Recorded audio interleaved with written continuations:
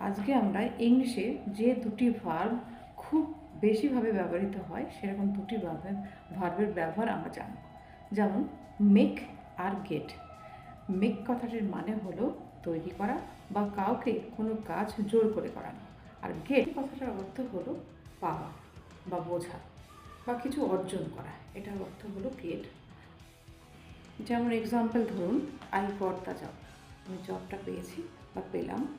She got angry, সে রেগে গেছিলো। I do not get the idea, আমি আইডিয়াটা আদৌ বুঝিনি। এবার মেকের কিছু এক্সাম্পল দিই।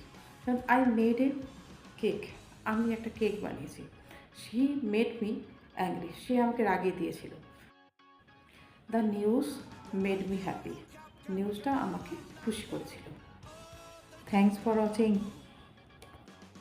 আজকে আমরা ইংলিশে যে দুটি ভার্ব খুব বেশিভাবে ব্যবহৃত হয় সেরকম দুটি ভার্বের ব্যবহার আমরা জানব।